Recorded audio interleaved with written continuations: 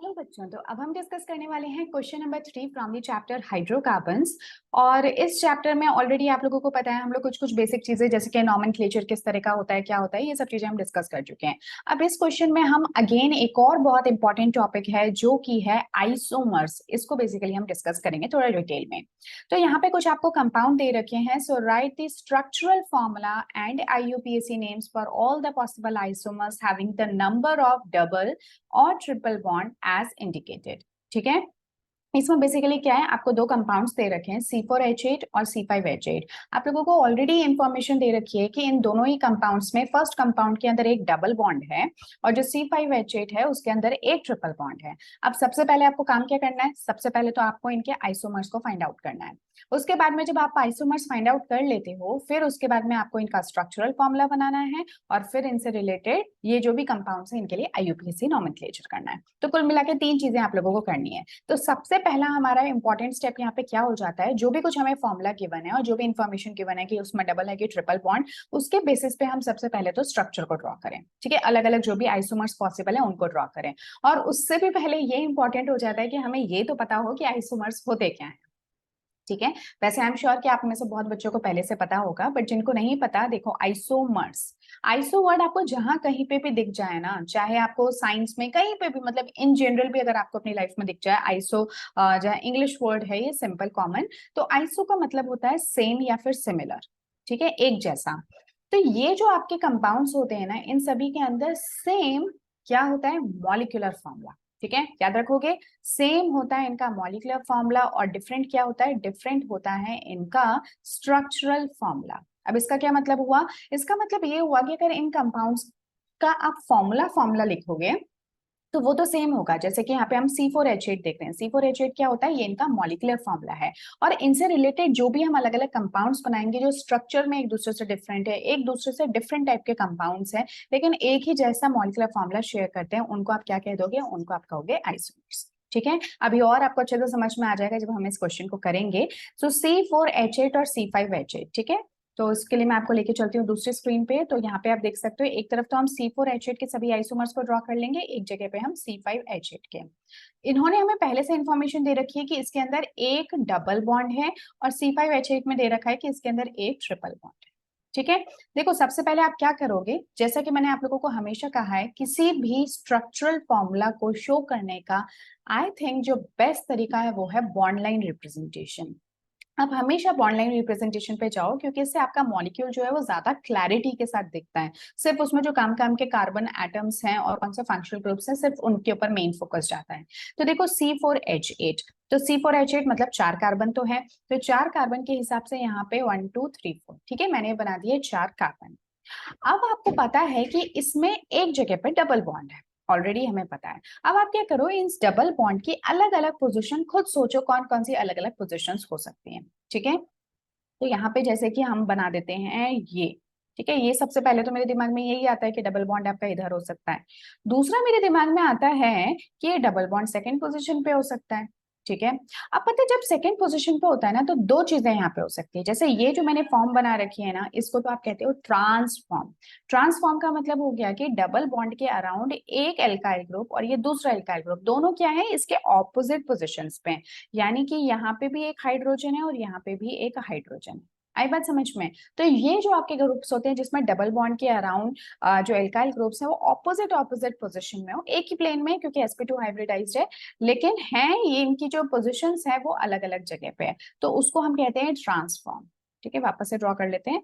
सो ये हो गया आपका कंपाउंड और ये हो गए ट्रांसफॉर्म। एक और आपके दिमाग में आ रहा होगा, अगर दोनों अलग अलग डबल बॉन्ड के अराउंड दोनों अलग अलग जगह पे आपको दिख रहे हैं, तो ऐसा भी तो हो सकता है ना कि दोनों के दोनों एक ही तरफ हो, चाहे ऊपर चाहे नीचे। ये भी एक पॉसिबिलिटी बनती है। ठीक है, इस हिसाब से भी इसका नेमिंग डिफरेंट हो जाता है। तीसरा आप सोचो कि क्या और कोई पोजीशन हो सकती है जहां पे डबल बॉन्ड चला जाए। अगर ये डबल बॉन्ड आपका इस पोजीशन पे चला जाता है तो ये तो वही पहले वाला ही कंपाउंड बन जाएगा, इसलिए इसको तो ड्रॉ करने से कोई मतलब नहीं है।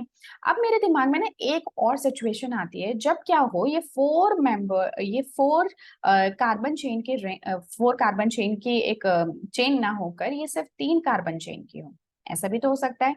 और एक जो मिथाइल ग्रुप यानी एक जो कार्बन आपका एक्स्ट्रा बच जाता है, कुछ उसको मैं इस तरह से लगा दूं। पर डबल बॉन्ड तो है ही है। अब आप इन तीनों में से, क्योंकि तीनों पोजीशन इक्विवेलेंट है, तो आप कहीं पे भी डबल बॉन्ड लगा दो। क्लियर है?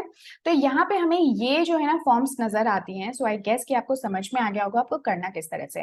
पहला काम सबसे पहले यही करो, बॉन्ड लाइन रिप्रेजेंटेशन बनाओ, क्योंकि उसमें क्लैरिटी बहुत आती है। आपको बेवजह के कार्बन हाइड्रोजन सबको मेंशन करने की जरूरत नहीं पड़ती। ठीक है? और जैसे कि मैंने ये कहा, ये वाली फॉर्म इसको ध्यान रखना, ये ट्रांस फॉर्म होती है और इसको हम सिस फॉर्म कहते हैं। मतलब जो भी कुछ आप इनका नॉमेनक्लेचर करोगे ना, उसके आगे ट्रांस लगा देना और इस केस में आप सिस लगा देना। ठीक है? अब हम चलते हैं इनके नॉमेनक्लेचर पे। तो देखो, अब आप नंबरिंग कहाँ से करोगे? नंबरिंग इस तरह से करोगे कि डबल बॉन्ड को हमेशा कम से कम पोजीशन मिले। ठीक है? 4 कार्बन की ये चेन है, तो बताओ नाम क्या हो गया? ब्यूट 1 इन। ठीक है? ब्यूट 1 इन। अब अगर यहाँ पे हम बात करें तो यहाँ पे तो आप कहीं से भी स्टार्ट करो, डबल बॉन्ड तो सेकंड पोजीशन पे रहेगा। सो 3 4। अब ये क्या बन जाएगा? ट्रांस ब्यूट 2 इन। आगे बात समझ में? इसी तरह से ये क्या हो जाएगा? सिस ब्यूट 2 इन। ठीक है? सिंपल है। अब देखो यहाँ पे अगर हम देखें तो अब यहाँ पे अगेन मुझे नंबरिंग वहां से स्टार्ट करनी होगी जहां पे डबल बॉन्ड को कम से कम पोजीशन मिले। तो देखो यार, यही तो हो सकती है कम से कम पोजीशन। अब आप चाहे तो 3 ऊपर लिख दो, चाहे 3 नीचे लिख दो, क्योंकि वो सेम ही है। राइट? तो अब देखो, अब अगर मैं यहाँ से देखती हूँ तो मुझे सेकंड पोजीशन पे एक मिथाइल ग्रुप नजर आ रहा है। मैंने आपको लास्ट क्वेश्चन में बताया था कि सब्स्टिट्यूएंट्स को आप हमेशा ही सबसे पहले लिखोगे। अगर एक से ज्यादा सब्स्टिट्यूएंट्स हैं उनको अल्फाबेटिकल ऑर्डर में लिखोगे। पर यहाँ पे तो एक ही सब्स्टिट्यूएंट है, तो इसको लिख दो 2 मिथाइल। क्या हो गया? 2 मिथाइल। और ये हो गया प्रो प्रो 1 इन। ठीक है? ये इसका नॉमेनक्लेचर हो गया। सिंपल था।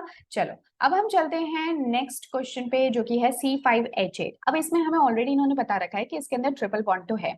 अब उसके आगे की मेहनत हमें करनी है। तो 5 कार्बन है, तो सबसे पहले तो 5 कार्बन हम बना लेते हैं। बन गए 5 कार्बन। इसमें एक जगह पे ट्रिपल बॉन्ड है। लेट्स से कि मैं इसको ऐसे बना देती हूँ। हालांकि मैं आपको एक बात बता दूं कि जो ट्रिपल बॉन्ड होता है ना, वो एक लीनियर फॉर्म होती है, लेकिन उसको बनाने से मुझे अभी उसको बनाने में दिक्कत आएगी। जैसे कि मतलब मैं आपको बताती हूँ मैं क्या कह रही हूँ। ट्रिपल बॉन्ड को आपको ऐसे एग्जैक्टली बनाना चाहिए। तो ये हो गया एक कार्बन, ये हो गया दूसरा कार्बन, ये हो गया तीसरा कार्बन, ये हो गया चौथा कार्बन, और ये हो गया पांचवा कार्बन। इस तरह से इसको बनाना चाहिए। आप चाहे तो ऐसे बना लो, कोई प्रॉब्लम नहीं है। लेकिन ओके, चलो ऐसे ही बना लेते हैं, गलत क्यों बनाना है ना। तो ये आपकी ये वाली फॉर्म हो गई।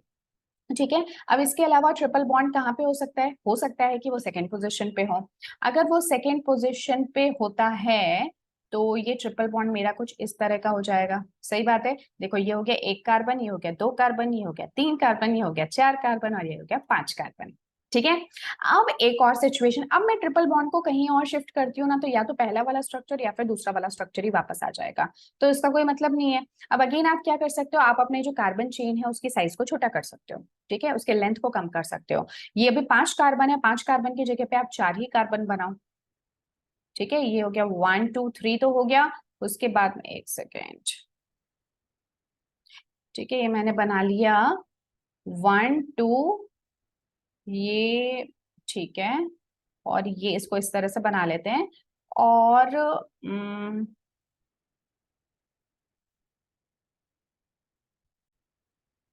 इसमें यहाँ पे डबल बॉन्ड इधर नहीं, टर्मिनल पोजीशन पे ही करना पड़ेगा, अदरवाइज पॉसिबल नहीं हो पाएगा। सो दिस विल बी 1 2 3। और यहाँ पे अगर एक ये लग जाए और यहाँ पे आपका ट्रिपल बॉन्ड आ जाए, हो गया ना? देखो, 1 2 3 4, 4 कार्बन ये हो गए और पांचवा कार्बन ये हो गया। सही बात है। तो इस तरह से मेरे को ये ही 3 पॉसिबिलिटी नजर आती है जो कि इसके अंदर आइसोमेरिक फॉर्म में एग्जिस्ट कर सकते हैं। क्लियर है? चलो, और एक और बात, ये जो ट्रांस और सिस वाली मैंने बात बताई है ना, ये सिर्फ डबल बॉन्ड के लिए ही एप्लीकेबल है। जो इस तरह के आइसोमर्स होते हैं ना, इनको आप कहते हो ज्योमेट्रिकल आइसोमर्स। ये स्टीरियो आइसोमर्स की एक वन ऑफ द कैटेगरी है। ठीक है? बाकी जो मैंने आइसोमर्स आपको बताया, ये सबके सब आपके स्ट्रक्चरल आइसोमर्स हैं। बट ज्योमेट्रिकल आइसोमर्स में दो तरह के हो सकते हैं आपके। या तो कोई फॉर्म ट्रांस हो सकती है या फिर कोई सिस हो सकती है। अब अगर इसी तरह से मैं ट्रिपल बॉन्ड की यहाँ पे बात करूं, तो अब देखो इसका नाम क्या हो जाएगा। एक ही तरह का यहाँ पे फंक्शनल ग्रुप है, तो बस आपका मेन मुद्दा ये रहेगा कि ट्रिपल बॉन्ड को कम से कम पोजीशन मिले। तो देखो, ये 5 कार्बन की चेन है, तो नाम क्या हो जाएगा? Paint 1 yne. ठीक है? जब भी ट्रिपल बॉन्ड होता है तो इसके लिए आप सफिक्स यूज करते हो आइन। ठीक है? ये ध्यान रखना। डबल बॉन्ड के लिए यूज करते हैं हम सफिक्स इन, और इसके लिए यूज करते हैं आइन।